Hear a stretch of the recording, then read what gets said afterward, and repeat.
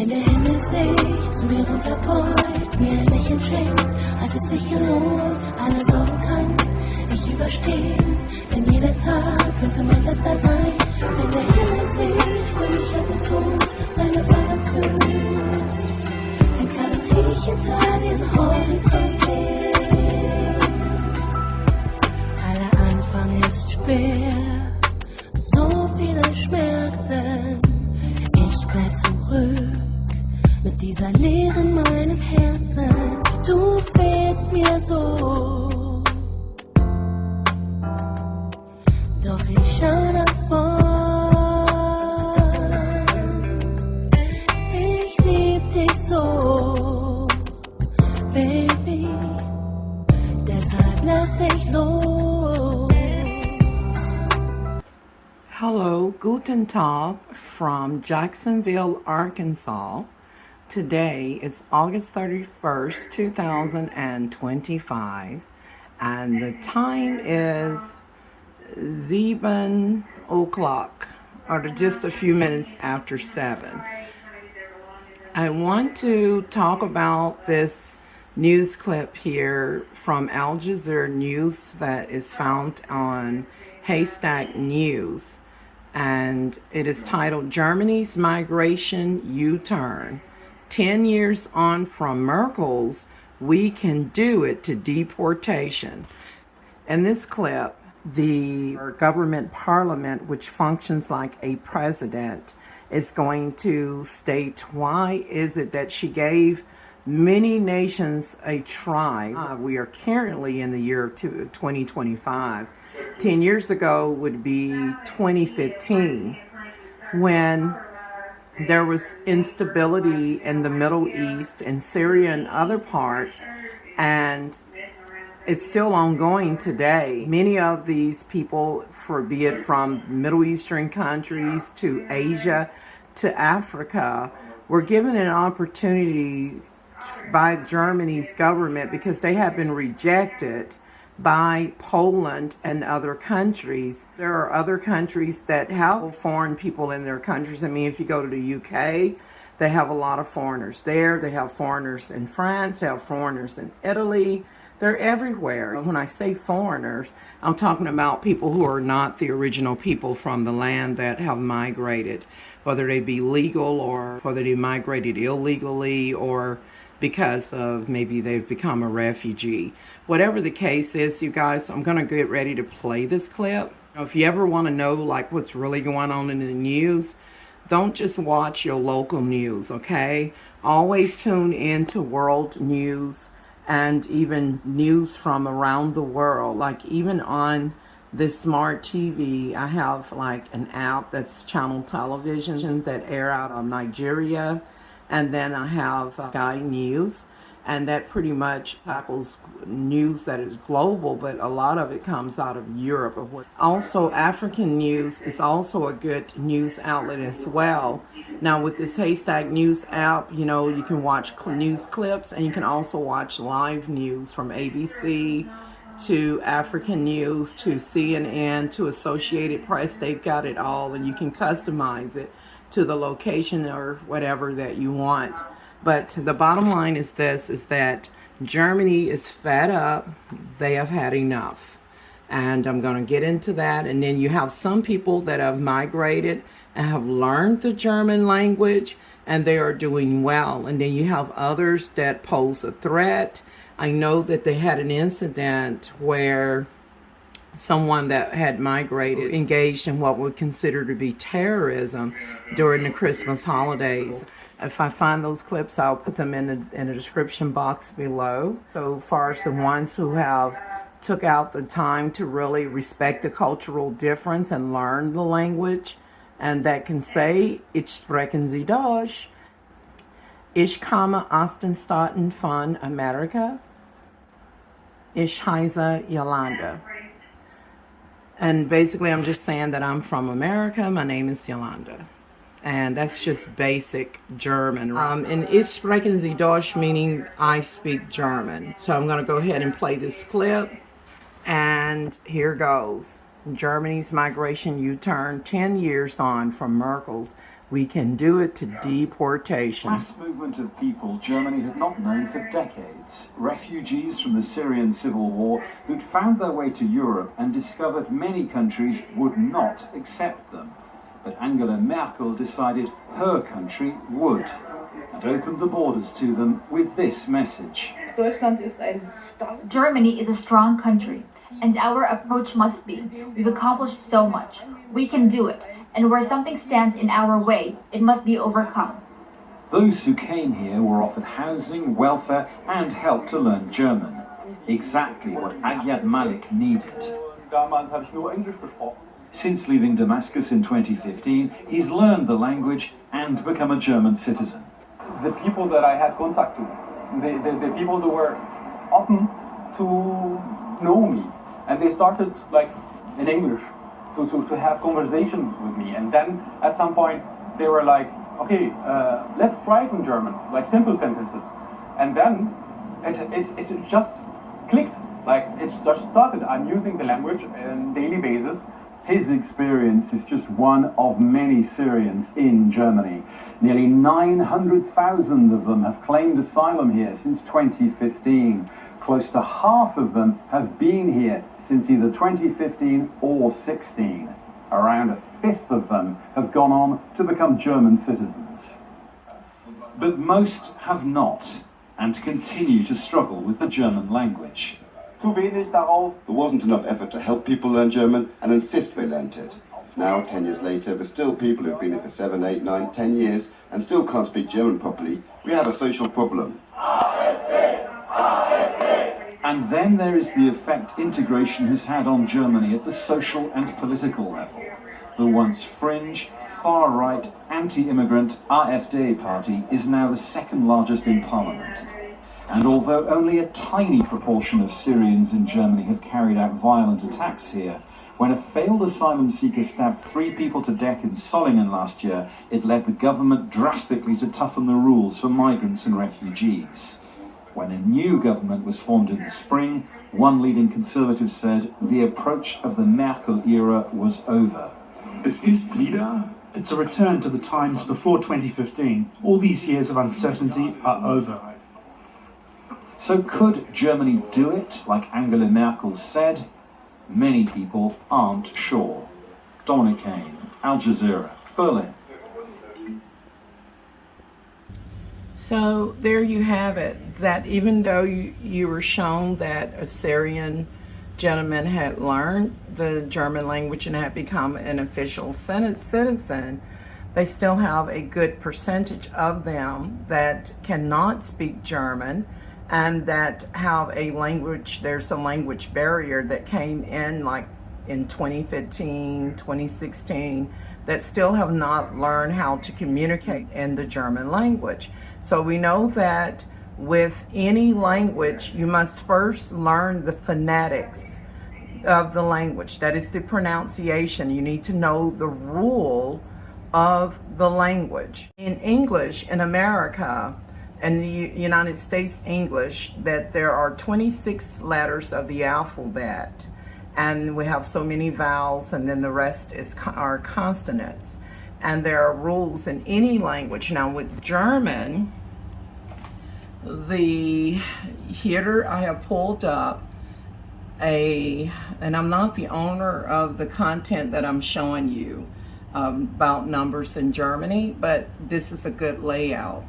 And right here, I want to show you that in terms of the way that there's various ways for people to learn how to speak a foreign language. And of course, you can always take a class, you can study it, but it also helps to interact and speak with people that speak the language and things. Practice makes perfect, right? And so in America, in terms of the numbers, let's say like 1 through 10, it's like 1, 2, 3, 4, 5, 6, 7, 8, 9, 10. That's simple, right? But in German, here you have the number 1. It's eins, zwei, drei, vier, fünf.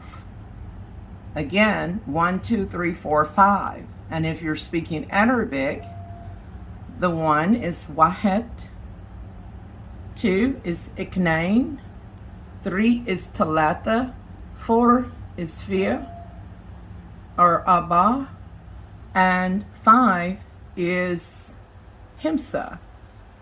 Now, but this is German. This is Durchzahlen. So I'm going to go through the numbers in German, and I'm going to pronounce them for you in German. And it is as on the screen: 1, 2, 3, 4, 5, 6, 7, 8, 9, 10, 11, 12, 13, 14, 15, 16, 17, 18, 19, 20. And if you're speaking Arabic and Egyptian Arabic, when you get to the number 20, it becomes washrein.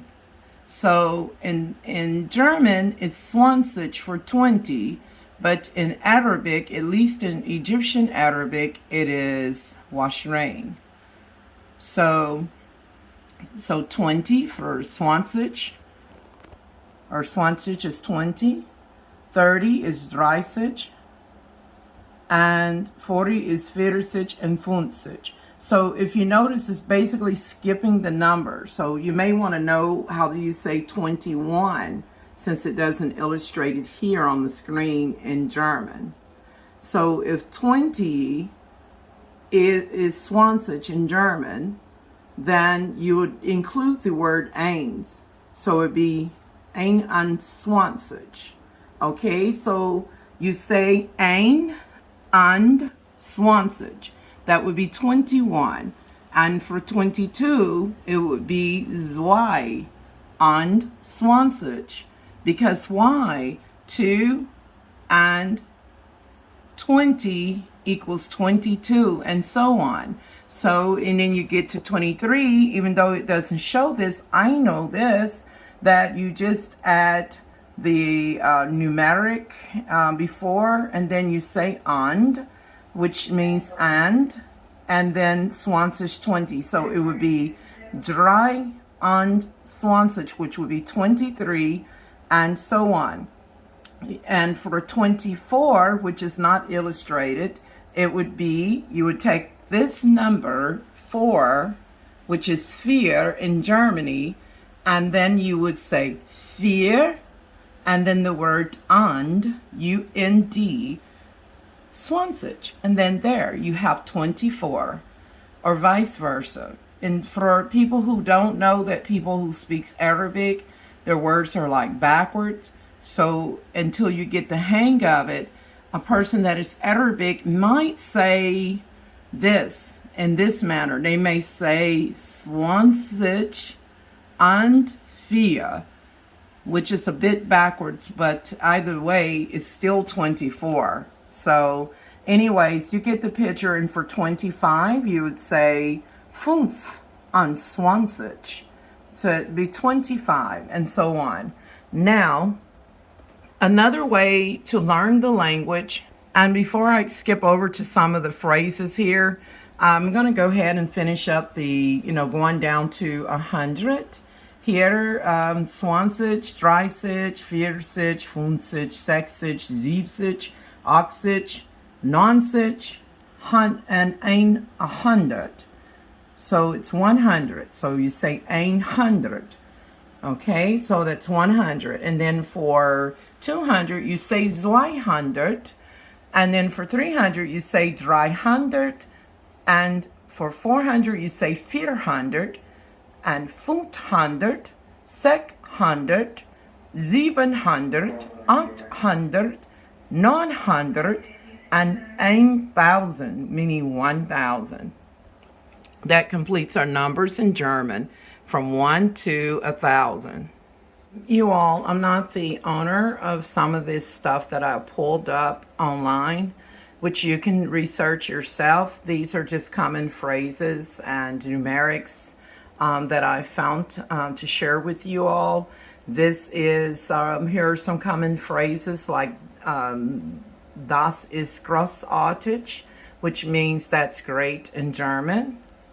And I'm going to play this, and I want to encourage everyone, because America is filled with foreigners, right? And then you have Americans that, unless they study the language, or if they're the second generation of immigrants that come from another country and they're still speaking their mother's tongue, most Americans are monolanguage, unless they're like my god brother Carlos Jamal Harris that lives in Taiwan, who speaks Taiwanese fluently, and he's married to a Taiwanese, and he also speaks Chinese as well. And he's originally from Fordyce, Arkansas. His mother was like my second godmother that I've had in my life. My godbrother lives in Asia and Taiwan, and so he's African American like I am. Unless you've studied the language and have interacted or traveled abroad. You know, some Americans don't know the language. I know that when I left this country and I lived in Egypt,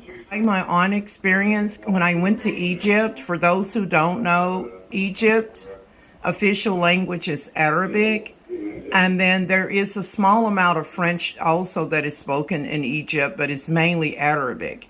And so here's the thing, is that if you don't know language and you are in a foreign country, sometimes people will try to use your ignorance against you. They will like charge you more money for something that you can get for less money. Of course, if you're an American or European, you are expected to pay a higher cost of living because you have an expat tax where you charge a higher price, sometimes higher price than those who are locals who are from the country.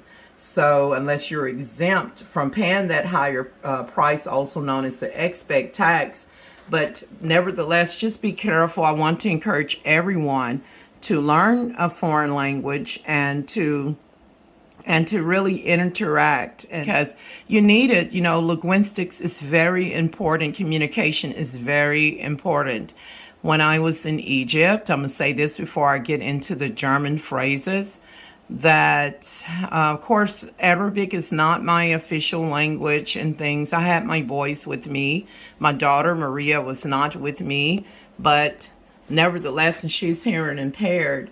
But while I was there, I noticed that Egypt is, you know, it's great. It's mainly ruled under Islamic law. They have like less than 9% of the population that are Coptic Christians.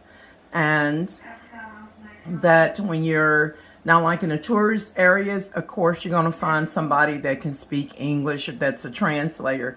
But when you get deep down into Egypt, like I was in, I started out in Niger City, then I went to Al Mahdi, and I stayed in a tall building across from Stop and Shop.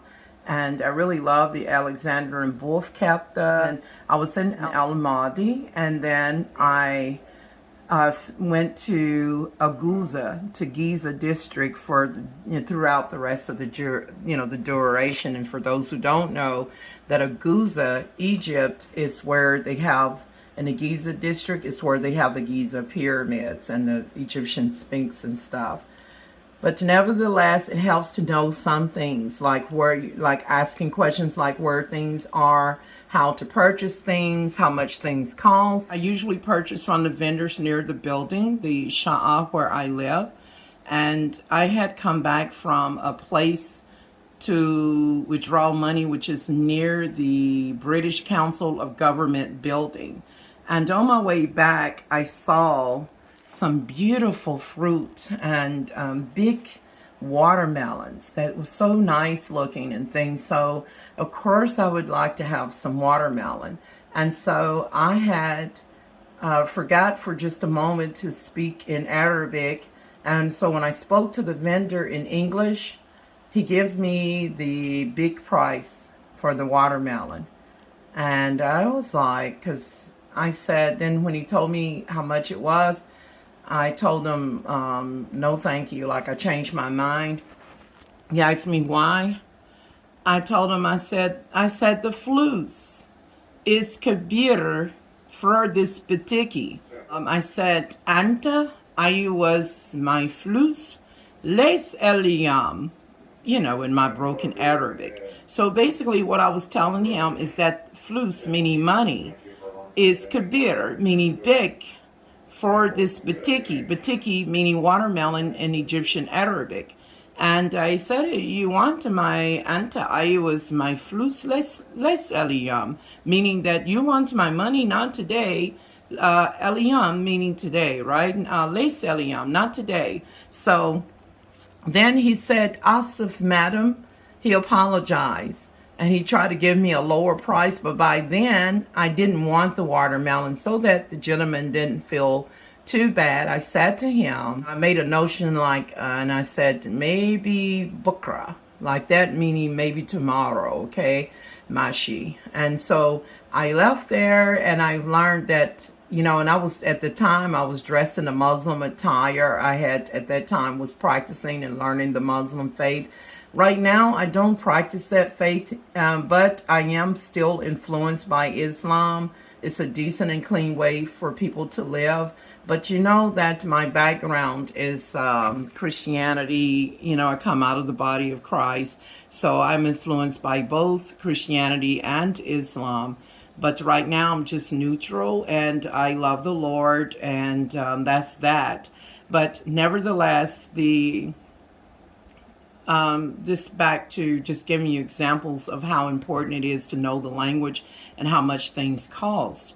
So I remember that when I was looking for a flat that costs less money, I actually told them, I said, the flus is kabir for my sha'a, fiend the sha'a that has a shwaya flus, you know, in my broken Arabic, because nobody ever taught me how to speak Arabic. Das ist großartig.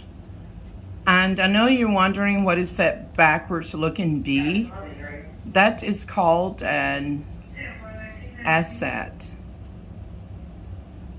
Das ist großartig. Das ist großartig. And it means that's great.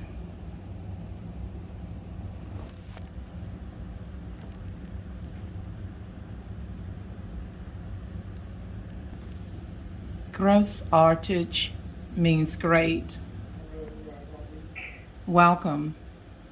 Willkommen or Willkommen.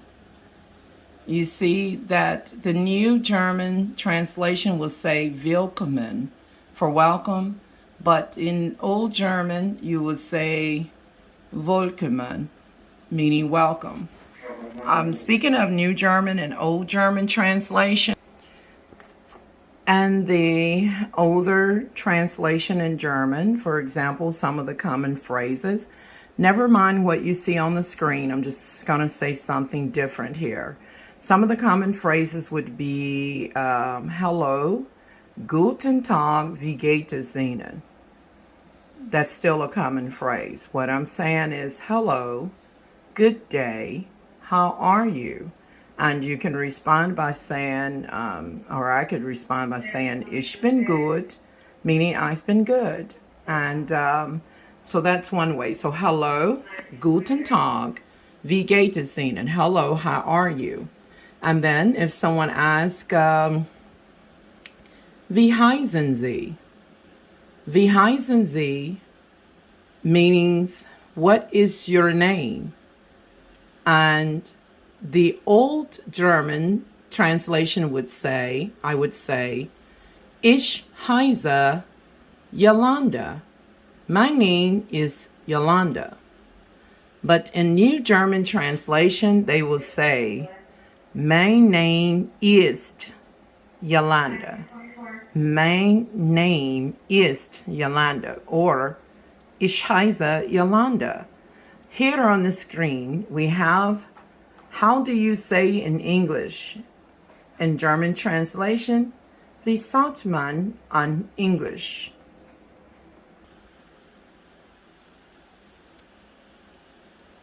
Wie sagt man auf Englisch? Wie sagt man auf Englisch? Wie sagt man auf Englisch? Here. Hier. Hier. Here is very similar in German. You say here. And if you're Arabic speaking, like Egyptian Arabic, you would say henna. Now the word henna can be a name in Indian or Urdu for a female. And henna can also be a art or a paint that is used to color the hands of a bride or during a celebration in certain cultures. So here, H-E-R-E in English, and then H-I-E-R in German. And then again, if you're saying here in Arabic, for example, when I lived in Egypt, I used to cook on a hot plate. It had two little plates there, or that heats up, and it ran off of gas. And it was a small butane bottle that runs out of gas quite easily, because it's not like here in America, like American gas companies. So basically, I had to be on the lookout when the gas go out on the butane, like hot plate, which I lit with a match. And it allowed me to cook two things on the stove. Hook up a small gas bottle, and when it runs out, you can't cook anything. And so I just have to look out the window and be on the lookout and listen for them banging a pair of wire plows or tapping it onto the butane bottle, and yelled from the floor that I was at, and I said, henna, henna, wahet booma, like that. And so you had to yell, right? And then just kind of take a towel and flag them, and then they look up and you're riding on the back of the pickup truck, kind of like we used to do when we worked on the farm back in Arkansas. Yeah, they were right on the back of the pickup truck. And again, I yelled out the window in Egypt. I said, henna, henna, wahet booma, like that. And they looked up, and as I'm waving my hand and with the towel, they look up and they stop and take their hand and tap the side of the pickup truck to let the driver know that they got to stop, because there's somebody that needs booma, wahet booma, needs gas, right? So the guy comes upstairs with this tank of gas, and he's got these big, it's a little bigger than wire plows. There's a name for it, okay? It's a tool. And he comes up there and he takes out the one that I said that the booma is lafiche, you know, like there's no more, it's finished, right? And so he unscrews it and put a new bottle of gas on there so that I can be able to finish my cooking. And then I ask him, be calm, meaning how much in Egyptian Arabic.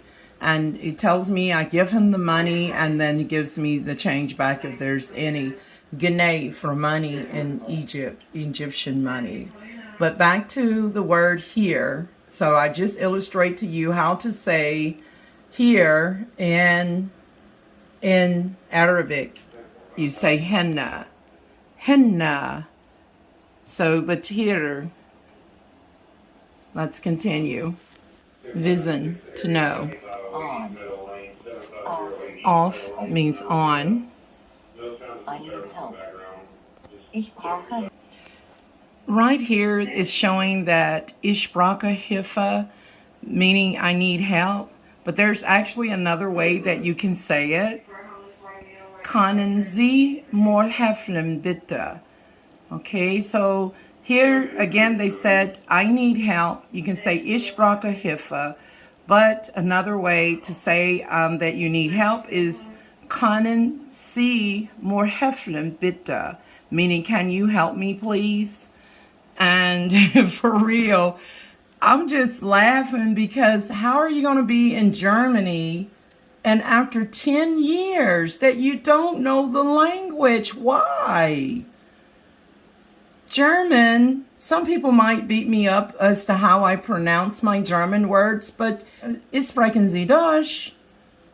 Why is it that people will live for a decade in a country and not know anything in the language? That is crazy.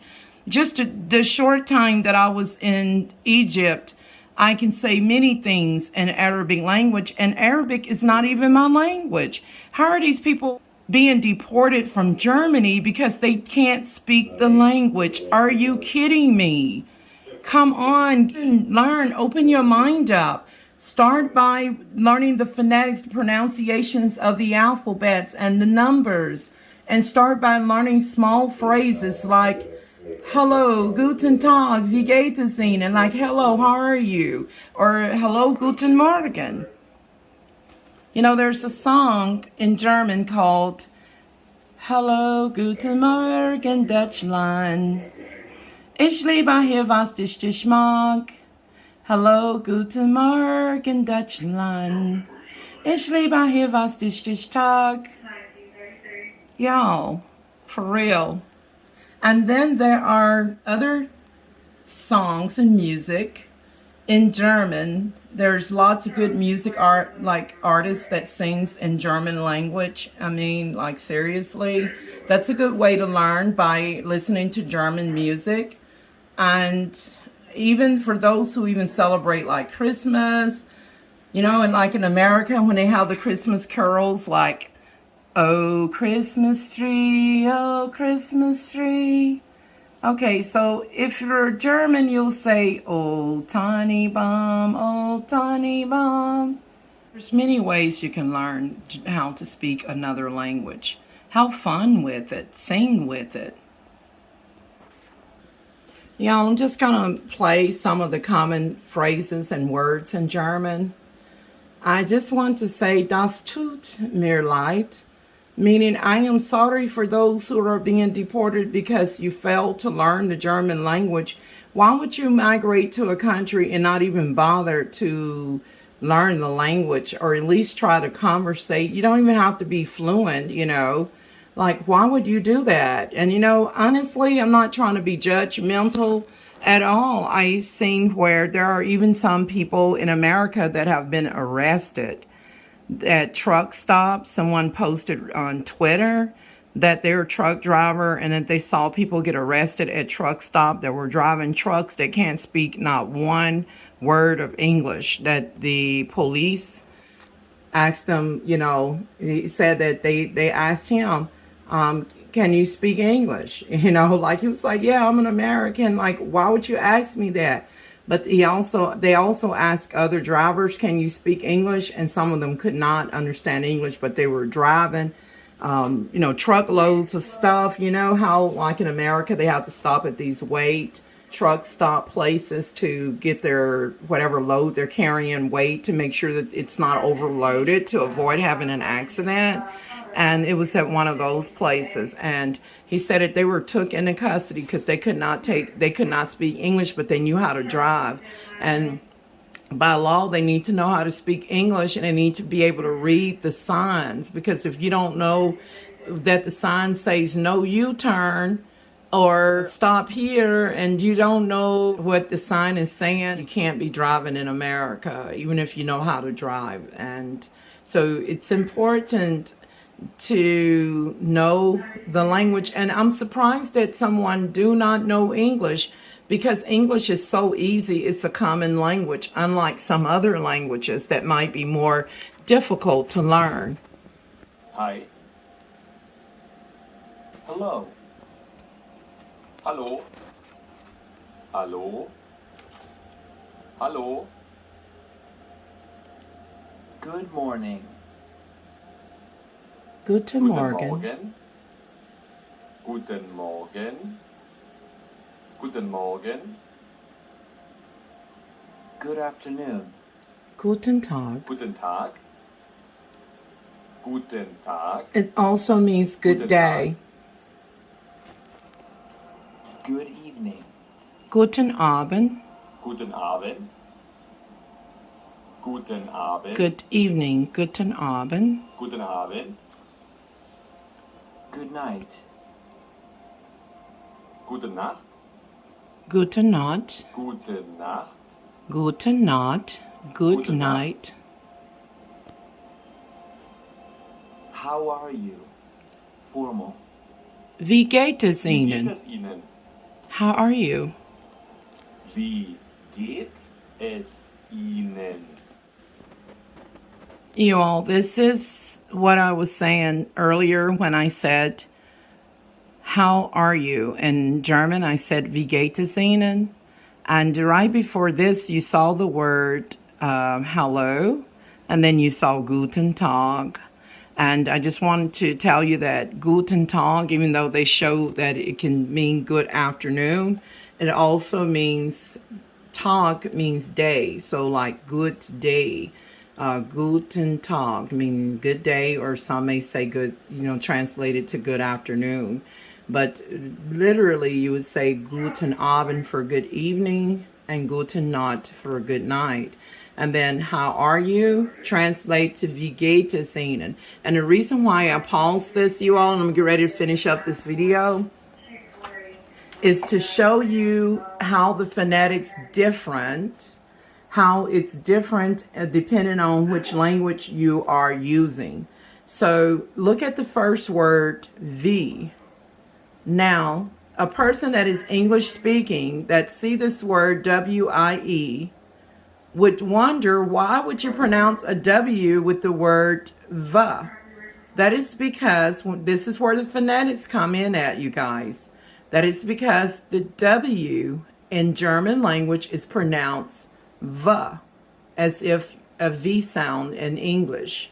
So a W is V. Like an English-speaking person would say wa, like as in wagon, because they see a W, right? But because this is in German, so you would use the phonetics, the rules for speaking Dutch, meaning German, you would say wie. W-I-E, meaning wie. Geht es Ihnen? How are you?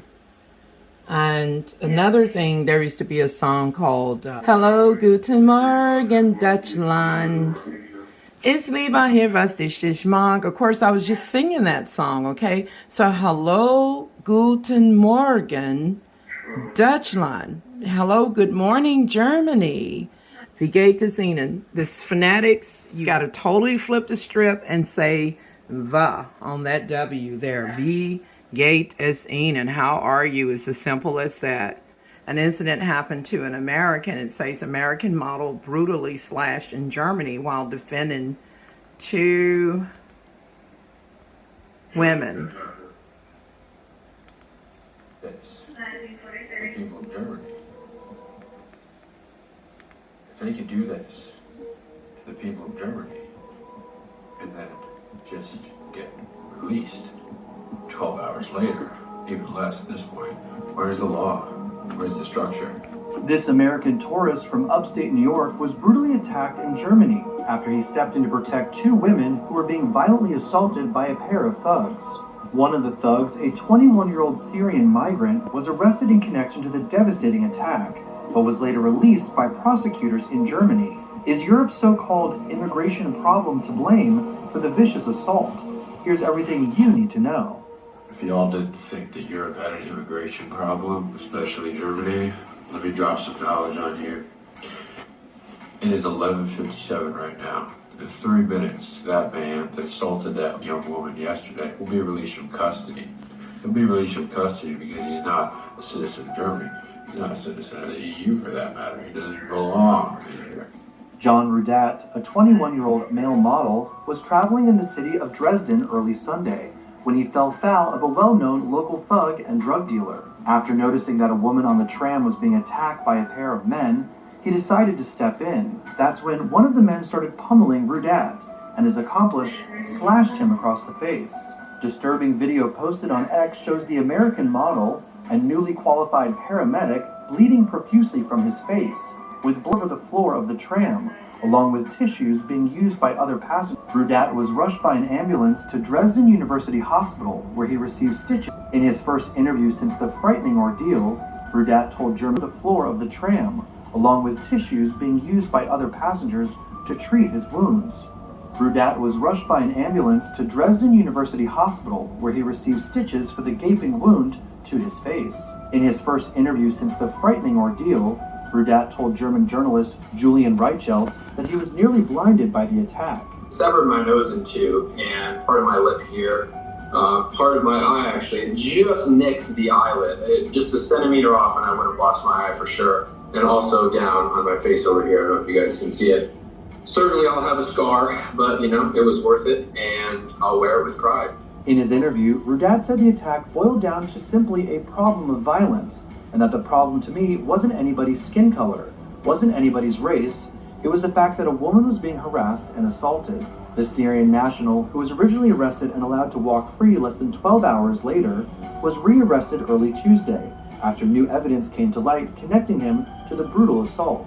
The migrant, identified only as Majid A., was carrying what police called a dangerous object in his fist, meaning his actions have now been classified as dangerous assault. The accomplice who slashed Rubat in the face, though, still remains at large. That was an American citizen from New York that was attacked about 5 days ago in Germany because he saw some thugs attacking a couple of females, and that guy almost slashed his face off, and he almost lost his sight. Here's another clip uploaded by Forbes Breaking News, and it says police in Berlin forcibly arrest protesters during clash at a pro-Palestinian rally. Oh, I'm so tired of hearing about that Palestinian thing. Let me find something else. I will go ahead and play it and just end it with this.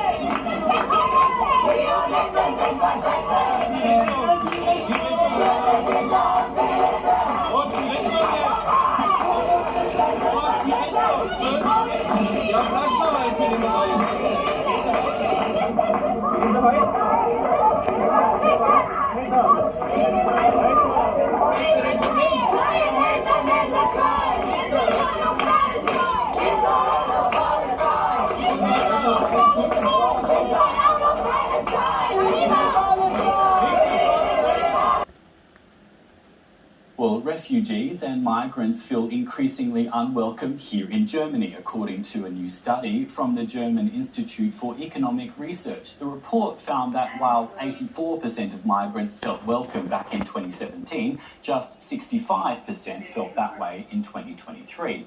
It comes as Germany marks 10 years since the former Chancellor Angela Merkel welcomed millions of refugees fleeing conflict with her famous motto, "Wir schaffen das," or "We can do it." This was Germany back in 2015. Open arms and open hearts for refugees. Now, closed doors and rising tensions. In 2015, then Chancellor Angela Merkel said, Wir haben so vieles geschafft, wir schaffen das. "We can do it." Many in Germany agreed. More people applied for political asylum that year than ever before. Most came from Syria, Afghanistan, and Iraq. Some Germans feel overwhelmed, others afraid, or even hostile.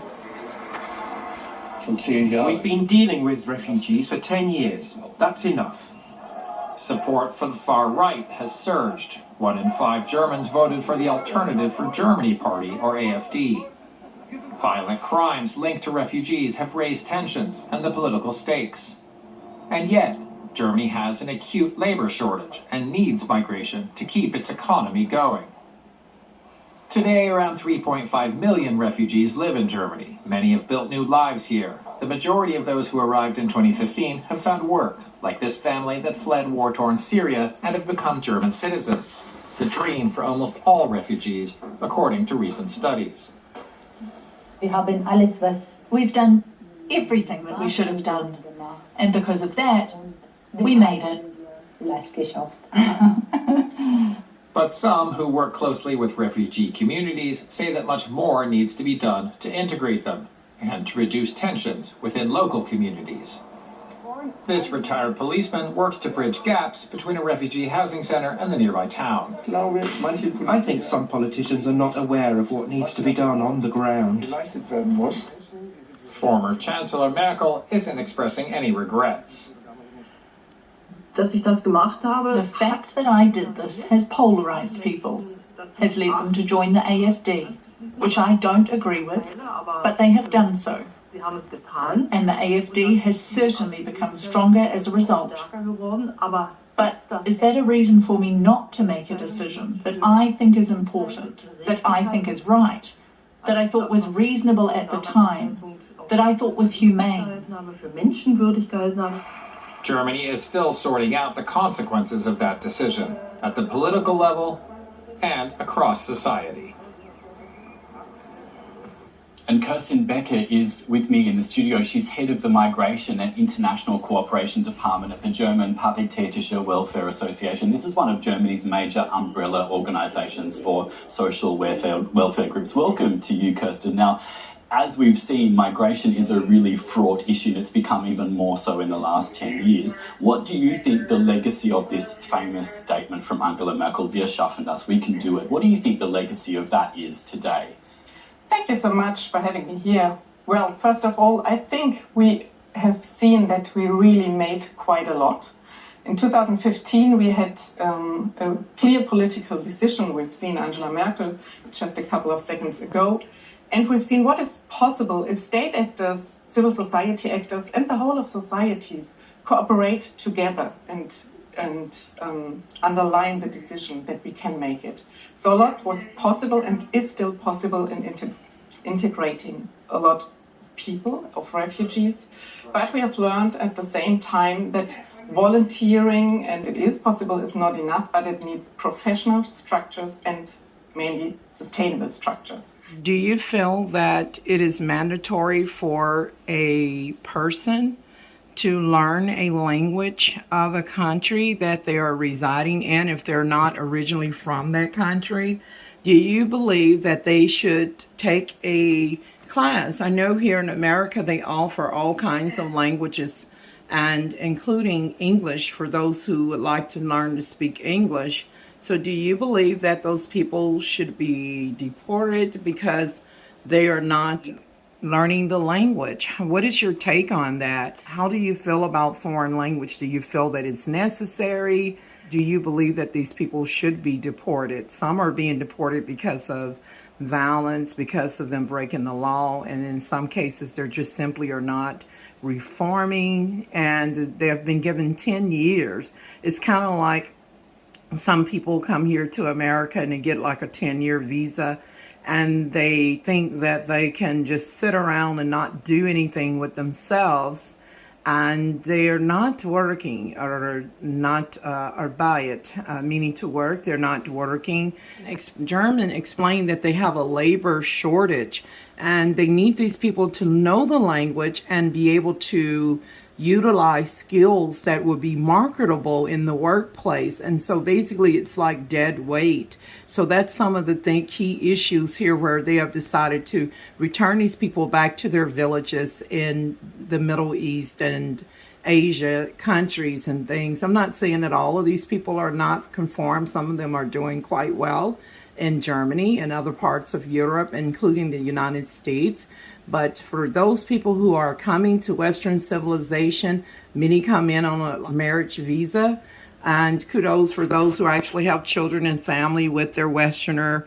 But for those who don't fall into that category, please, if you're ever given a 10-year visa, please don't sit around on it, because if they reevaluate you and they find that you're not making any progress, you're not working, you're not applying yourself to where you have advanced and is contributing towards the country and yourself, and you're just pretty much relying upon GoFundMe's, and you become a public charge. As they mentioned, that many of these people have had to go on welfare because they are refugees that arrived from Iran, Iraq, Afghanistan, Syria, and other places around the world.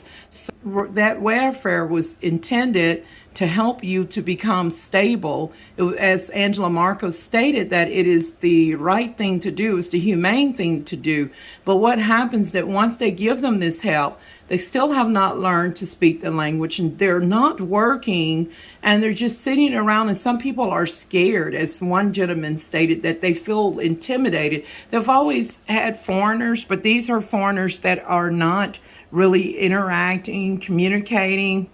I am not trying to be judgmental. I have to agree with the German government on this one, that for the safety and security of everyone, that these people need, some of the people that have not conformed, they need to be returned back to their territories, learn to make where they live at safer and a better place to live. I understand that a lot of them came in on they're actually applied for a political visa as refugees. It was actually a political asylum is what they were applying for.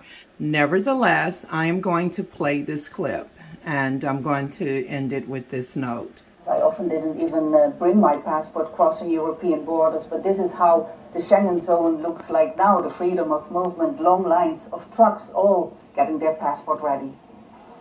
A very different picture to 10 years ago, when Germany opened its borders to more than 1 million Syrian refugees. Far-right and anti-immigration sentiments are on the rise, and that's why the German government decided that these border checks over there would be the answer. But with tens of thousands of people commuting every day between Germany over there and Poland over here, many are annoyed, including the mayor of Skopje, who has filed a complaint with the European Commission. We are all part of the European Union, and we have agreed to the rules, and they should be respected. We should support European interests, but now citizens of the EU are suffering. I'm not against controls, but these checkpoints make no sense, because people who travel thousands of kilometers to get to Germany or the EU will avoid them and find other ways. Poland reinstated border controls in response to the German checks and under pressure from far-right vigilante groups who started looking for migrants and refugees being pushed back from Germany. I'm going to speak now to Paweł Biskupik. He's the spokesman for the regional border police here. Do you think it's an effective way to stop illegal immigration? Since the start, we controlled 150,000 people and 70,000 cars. As a result, 150 people were turned back, most of them people who wanted to go shopping but forgot to take their passports. Raising doubts about the effectiveness of these costly border controls and pushing back asylum seekers at the border without any procedure is considered illegal under EU law. 3 Somali refugees successfully took the German government to court. There's a lot of populism to kind of put on a harsh stance in front of some of the German voter base. These border checks can only be done when there's a serious reason for it, an emergency like a security threat, and can only be extended up to maximum 2 years. So with its latest expansion, Germany is now seen as pushing the limits of the Schengen regulations and slowly killing the idea of total freedom of movement within the EU. Steadfast and Al Jazeera at the border. That's what we say, the radical Islam discourse, and really there we have to observe, and that isn't a part of Germany, of course. And y'all, just as I'm ending the video, I was looking for information on 10-year visa USA. Even though we're talking about Germany, there are people that come in on marriage visas that are not even real marriages, like on 90-Day Fiancé. Some of them may have real marriages and some of them don't, like in the case of Michael El-Sami and Angela. And Michael was from Nigeria and he was given a 10-year visa. He came to the United States, and after about 45 days after he helped Angela to spring up some Christmas lights, he left her home in Hazelhurst, Georgia, which she knew he was going to leave her. And then he went to Houston, Texas. He has his own YouTube channel, and he states that he was given a 10-year visa. And he actually got a GoFundMe of a substantial amount of money of more than $45,000 because Angela wasn't giving him any more money. Now, he did get paid from the show. I don't know if it was a one-time payment, and he did give that payment to Angela. She was supposed to get pregnant and everything, but she didn't do that. She went and got weight loss surgery instead. She did go to the fertility doctor maybe a couple of times, but she's an older lady. She's more than 23 years older than Michael.